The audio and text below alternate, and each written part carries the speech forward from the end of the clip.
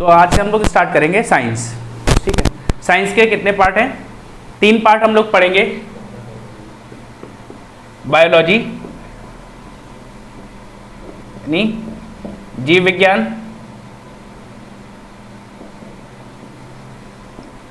Chemistry, रसायन विज्ञान,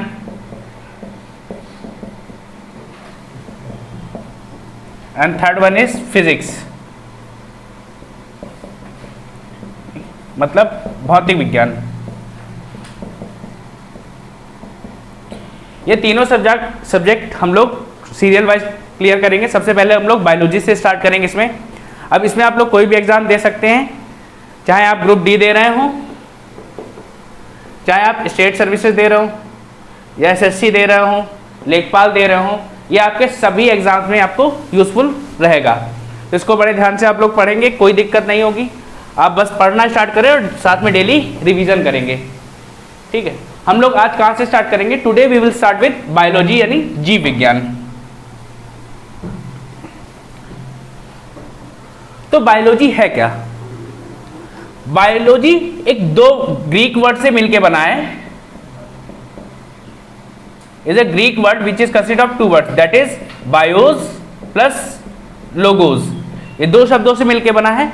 BIOS मतलब लिविंग और लोगोस मतलब टू स्टडी। जब हम लोग लिविंग्स की स्टडी करते हैं तो उसी को क्या बोला जाता है? बायोलॉजी। ठीक है, अब ये जो टर्म है बायोलॉजी, ये बायोलॉजी टर्म है, ये कब दिया? ये 1802 में 2 बढ़िया महान लोग थे। अब महान ही कहा जाए, किसी का नाम रख दिया गया इन्होंने, लैमार्क एंड ट्रेविरेनस।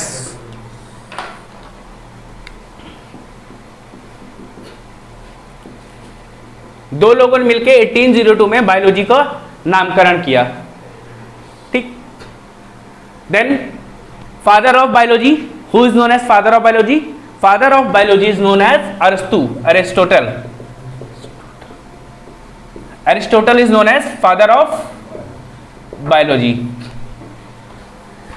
अब इनको क्यों कहा जाता है? ये भाई साहब इतने फुर्सत में थे, इतनी महानता थी इनके पास, इन्होंने 500 जानवरों के बारे में स्टडी की और एक बुक लिखी, that is known as Historia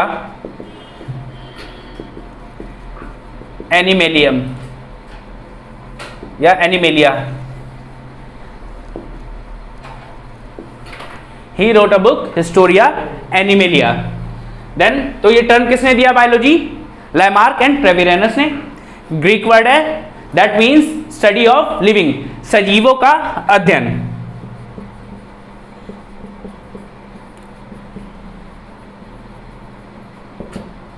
ठीक है, अब ये सजीवों का अध्ययन, अब सजीव कौन कौन है? Who are livings? जिनके पास लिविंग सेल्स हैं। लिविंग सेल्स हैं। What are the properties of living?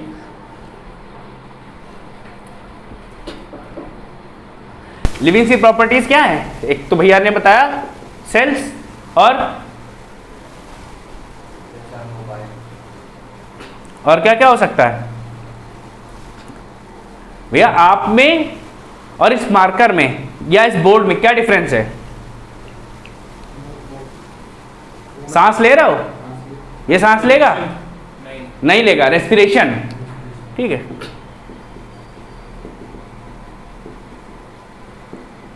ठीक है। आप जब पैदा हुए थे कितने बड़े थे? मुश्किल से 1 फुट, 1.5 फुट, बहुत अगर एक्स्ट्रा ऑर्डिनरी होगा तो इतने ही बड़े रहोगे। और अब आपकी हाइट क्या है? 5 फुट, 6 फुट, और कुछ तो ताड़ के झाड़ हैं, इनकी लंबाई का कोई भरोसा ही नहीं है। तो क्या हो रहा है? ग्रोथ हो रही है।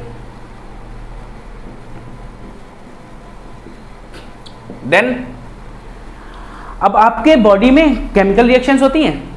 हाँ। होती है ना भाई। आपने खाना खाया, खाना खाने के बाद आपने तो कार्बोहाइड्रेट्स खाए थे या घास फूस खाया था, उसको ग्लूकोज में कन्वर्ट किया गया, उस ग्लूकोज से एनर्जी ली गई। ठीक है, और एनर्जी तो रेस्पिरेशन में आती है, और उसको जो तोड़ना है, अब फूड को बड़े बड़े पार्टिकल्स आपने खाए और उसको छोटे छोटे पार्टिकल्स में तोड़ा गया। ठीक है, that is known as digestion. देन इसके बाद जो आपकी रिएक्शंस है, केमिकल रिएक्शन जो आपकी बॉडी में हो रही हैं, जो आपकी डाइजेशन में हेल्प करती हैं, that is known as metabolism.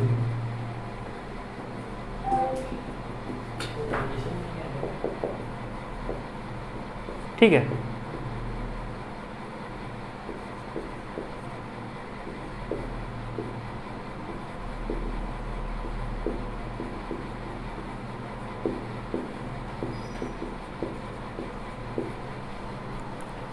Excretion भी होगा।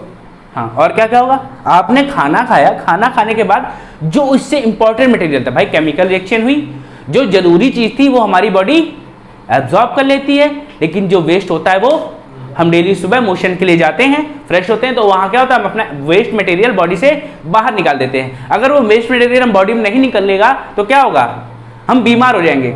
अब जिन लोगों को कॉन्स्टिपेशन होती है उनके साथ यही समस्या होती है, पेट अच्छे से साफ नहीं होता है, मतलब वेस्ट पार्ट उनकी बॉडी के अंदर ही रहता है, वो क्या करता है, पूरी बॉडी को बेकार करता है, हमें बीमार बनाता है। तो that means we are also having excretion, जिसे हम उत्सर्जन बोलते हैं। ठीक ठीक है, अब बात पानी पी रहे हो, पानी पीने के बाद पानी से जितना जरूरी मटेरियल था वो आपने ले लिया, बाकी आप क्या यूरिन के फॉर्म में उसको बाहर निकाल देते हो। और क्या होता है,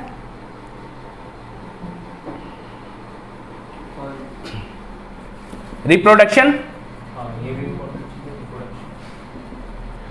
दैट इज प्रजनन।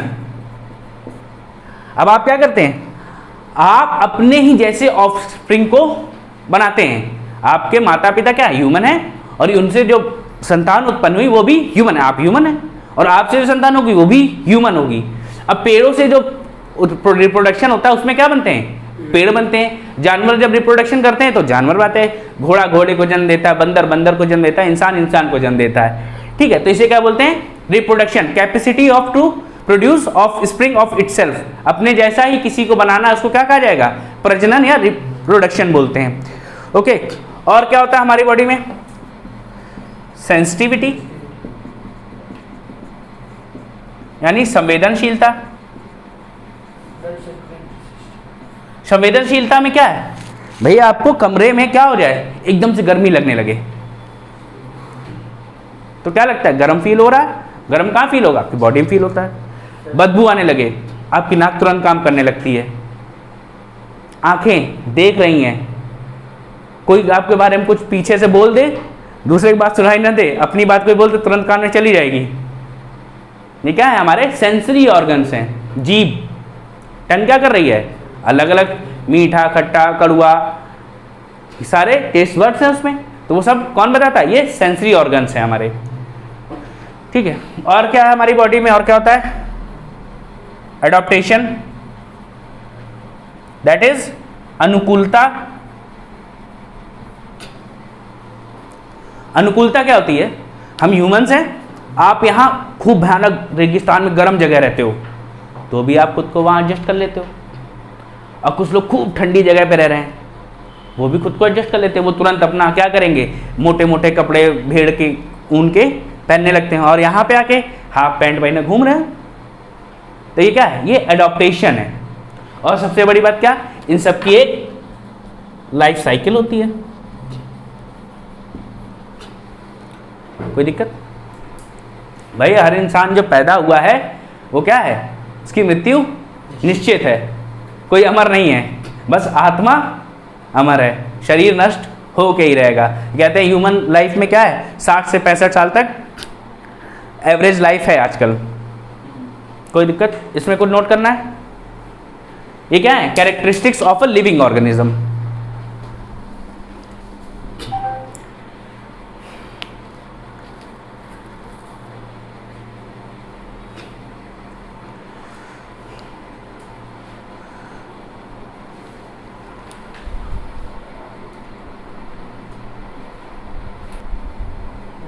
ठीक है, तो आप लोगों ने ये सब नोट किया। अब इनके बारे में थोड़ा सा जान लेते हैं। सेल्स,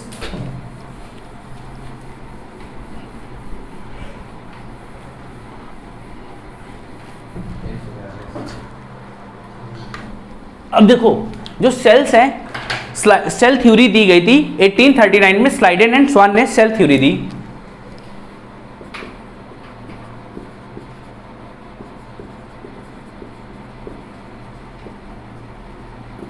और इन्होंने कहा जो जितने भी लिविंग ऑर्गेनिज्म हैं वो सेल से बने होते हैं। All the living organism are made of cell, सभी सजीव कोशिका से बने होते हैं।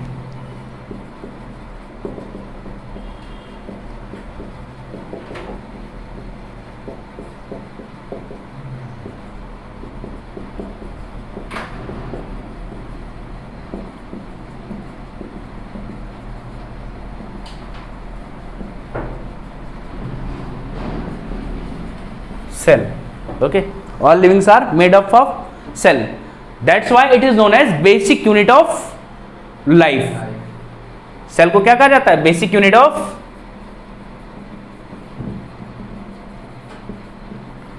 लाइफ। अब सेल बनता कैसे है? मेल्स में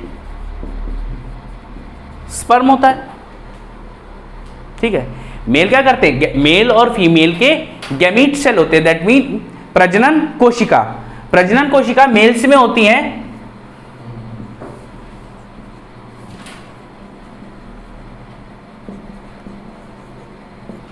स्पर्म जिसे बोलते हैं क्या? शुक्राणु। और फीमेल्स में क्या होती हैं? ओवा, दैट्स इट, अंडाणु या डिंब।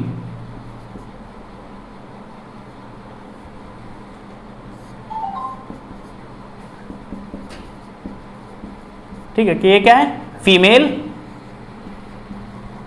Gamete cells. कोई इश्यू यहां तक?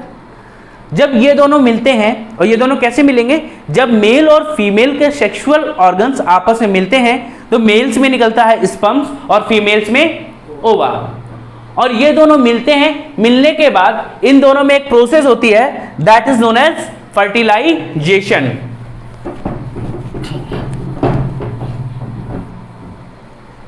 ठीक है, क्या होगा? स्पर्म और ओवा, अंडाणु और डिंब मिलेंगे और इनके मिलने से क्या होगा? एक फर्टिलाइजेशन होगा, जिसे बोलते हैं निषेचन। निषेचन की प्रक्रिया होती है और तब बनता है क्या? एक जाइगोट यानी युग्मनज। युग्मनज बनेगा और ये डाइगोट जो होता है that is a single cell. ये क्या होती है? एक सिंगल सेल होता है। ठीक, फ्यूचर में फर्दर क्या होगा? इसी सेल का, इसी जाइगोट का डिवीजन स्टार्ट होता है, that is known as cell division. Division start होगा, एक सेल से दो सेल बनेंगी, दो से चार बनेंगी और ऐसे सेल्स इकट्ठा हो जाती हैं। And group of cells is known as tissue. ठीक है, टिश्यू बनेगा यानी ऊतक। तो हम लोग सेल्स पढ़ेंगे, सेल्स के बाद टिश्यू पढ़ेंगे। टिश्यू के बाद क्या होगा? हमारे डिफरेंट, जब टिश्यूज ढेर सारे कलेक्ट हो जाएंगे तो क्या बनाएंगे? ऑर्गन्स। ये बनाते हैं ऑर्गन्स यानी अंग। अब जब ये अंग आपस में मिल जाते हैं तो क्या बनाएंगे? अंग तंत्र यानी organ system. And this entire organ system is known as human body. क्या? शरीर। ठीक है, तो इस तरीके से हमको ये पूरी साइकिल पढ़नी है। Note down.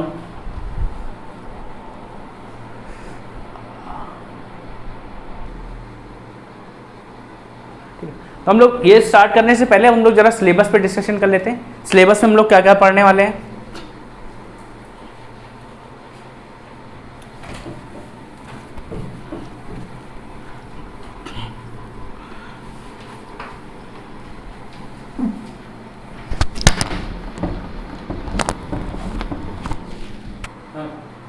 स्टार्ट। ठीक है, तो हम लोग सिलेबस की बात करते हैं।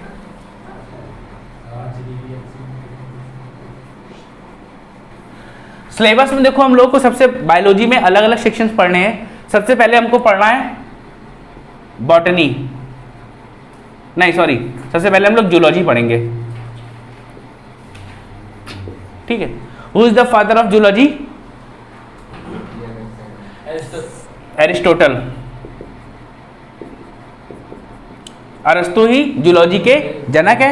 इन्होंने बुक कौन सी लिखी थी? हिस्टोरिया एनिमेलिया, ठीक है। दूसरा व्यक्ति कौन है? दूसरा सब्जेक्ट है बॉटनी। बॉटनी हमें पढ़नी है और इनके फादर कौन है? Father of botany Theophrastus,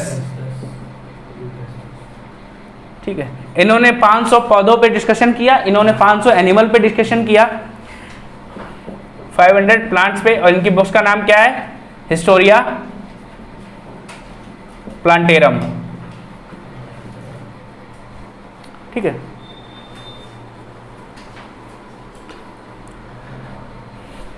next one is microbiology.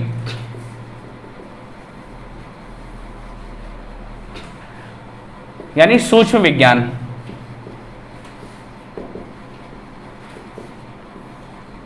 ठीक है, ये क्या है? पादप विज्ञान या पौधों के बारे में जिसमें हम पढ़ेंगे, ये जंतु विज्ञान है। सूक्ष्म विज्ञान में, सूक्ष्म विज्ञान के फादर कौन है? Antony von Leeuwenhoek.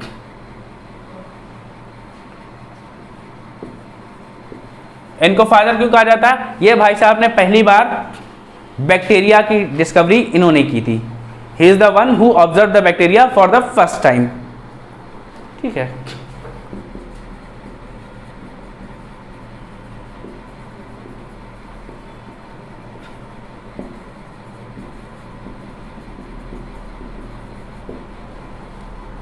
ओके, कोई दिक्कत यहां तक? फिर इसके बाद एक और पार्ट पढ़ते हैं हम लोग, क्या? जेनेटिक्स, यानी अनुवांशिकी। अनुवांशिकी पढ़ेंगे। अनुवांशिकी के फादर कौन है?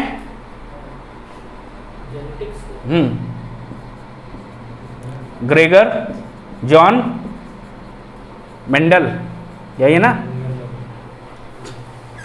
Gregor John Mendel. इन्होंने क्या किया था? ये पहले बार भाई साहब को चैन नहीं पड़ा, मटर के दाने पे जेनेटिक्स का रिसर्च कर डाला। भाई अनुवांशिकी क्या है? जो लक्षण आपको अपने माता पिता से मिले हों और आपसे आपके बच्चों में जाएंगे, सेम फीचर्स, जैसे क्या स्किन कलर, हेयर कलर, ठीक है, आंखों का कलर, ये क्या है? जेनेटिक्स है। बहुत सारी डिजीजेस भी होती है जो हमको अपने माता पिता से ही मिलती हैं, ठीक है। जैसे वो ब्लड वाला डिजीज कौन सा होता है? हीमोफीलिया, जेनेटिक डिजीज है, ठीक। ये सब देखना है। अब देखो डीपली अगर सिलेबस की बात करें तो हम लोग जूलॉजी में, जूलॉजी हमारा लगभग 70% के ऑलमोस्ट सबसे ज़्यादा सब सिलेबस यही पूछा जाता है। जूलॉजी आपका कोई भी एग्जाम हो, सब बहुत पूछते हैं इसको। और इसमें सबसे पहले क्या पढ़ते हैं? साइटोलॉजी। साइटोलॉजी यानी कोशिका विज्ञान, कोशिका के बारे में पढ़ना हमें।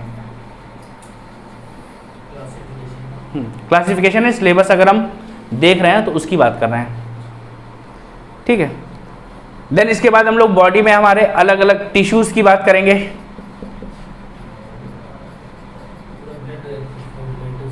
टिश्यू पढ़ेंगे। फिर पढ़ना क्या?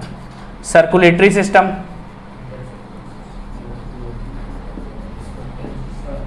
दैट इज परिसंचरण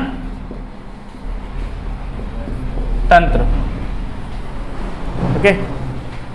देन सर्कुलेटरी सिस्टम के बाद और हम क्या, कौन कौन से सिस्टम होते हैं हमारी बॉडी में?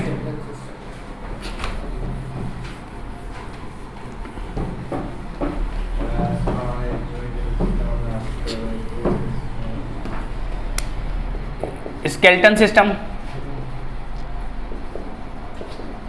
यानी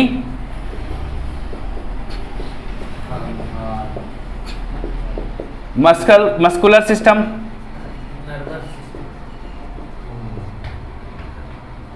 पेशी तंत्र, nervous system,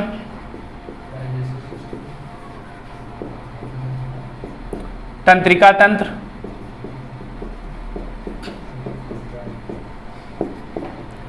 digestion system, digestive system, पाचन तंत्र और एक्सक्रीटरी सिस्टम, उत्सर्जन तंत्र, then endocrine system, exocrine system,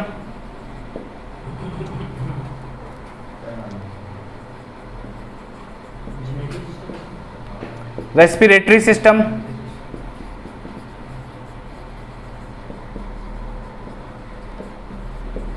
श्वसन तंत्र। और कुछ बचा अभी?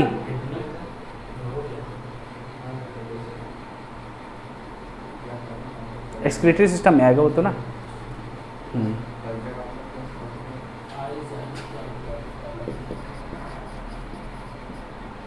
रिप्रोडक्टिव सिस्टम,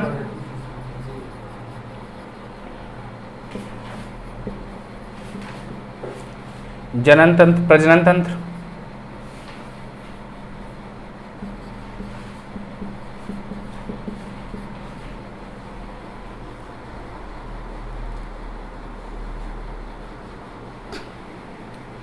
सर्कुलेटरी हो गया, exocrine, endocrine, nervous system, muscular system.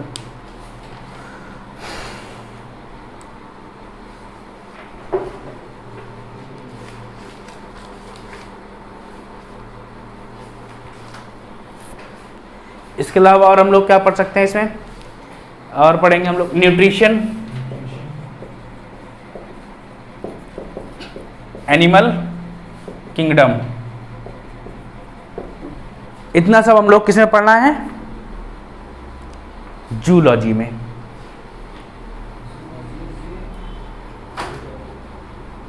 और डिजीज भी पढ़ सकते हैं इसमें, डिजीजेस हम लोग पढ़ेंगे। ठीक, फिर इसके बाद हम लोग बात करें माइक्रोबायोलॉजी की। ठीक है, तो माइक्रोबायोलॉजी में हमें किसके किसके बारे में पढ़ना होता है? बैक्टीरिया, वायरस, फंगाई, ये सब हमें किसमें पढ़ना है? माइक्रोबायोलॉजी में। एल्गी, एल्गी हम प्लांट से ही पढ़ लेते हैं।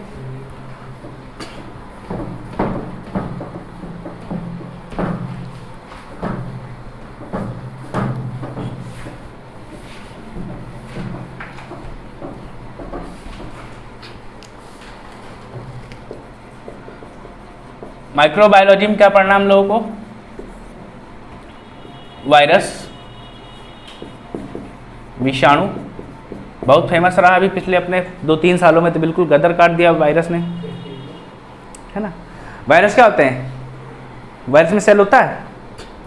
वायरस में सेल नहीं होता है, ये बस ऐसे ही खुले घूम रहे होते हैं। अब इनको एक कंडीशन चाहिए होती है कि जब ये कंडीशन, इनकी नीड्स पूरी हो जाएंगी तभी ये जिंदा होते हैं। दैट मीन्स इनको एक होस्ट सेल की जरूरत होती है। जब इनको कोई होस्ट सेल मिल जाता है तब ये अपना काम शुरू कर देते हैं, एक्टिवेट हो जाते हैं, फिर उसके साथ तबाही मचाते हैं, जो पिछले 2 सालों में हम लोगों ने देखा। फिर उसके बाद बैक्टीरिया यानी जीवाणु, फंगाई यानी कवक, ये सब हम किसमें पढ़ेंगे? माइक्रोबायोलॉजी में। ठीक है, इसके बाद बात करें हम लोग किसकी? बॉटनी में। बॉटनी में हम लोग क्या क्या पढ़ना है?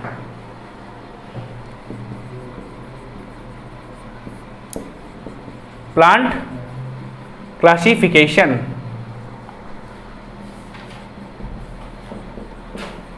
पादप वर्गीकरण और प्लांट हार्मोन्स में पढ़ेंगे हम लोग।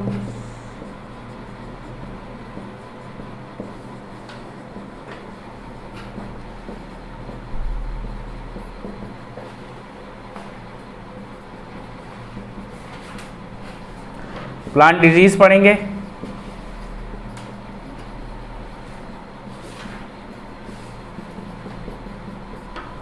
रिप्रोडक्शन इन प्लांट्स पढ़ेंगे, रिप्रोडक्शन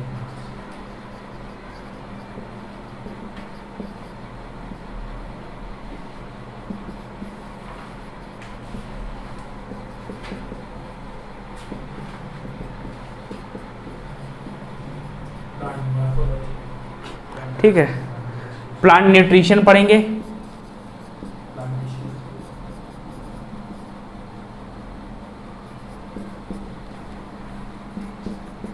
पोषण पौधों में कैसे होता है, ठीक है। फिर इसके बाद मॉर्फोलॉजी में क्या होता है, बाहर का आवरण, जब हम लोग एक्सटर्नल फीचर्स ऑफ प्लांट जब हम लोग पढ़ेंगे उसको मॉर्फोलॉजी बोलते हैं, और प्लांट डिजीज पढ़ लेंगे।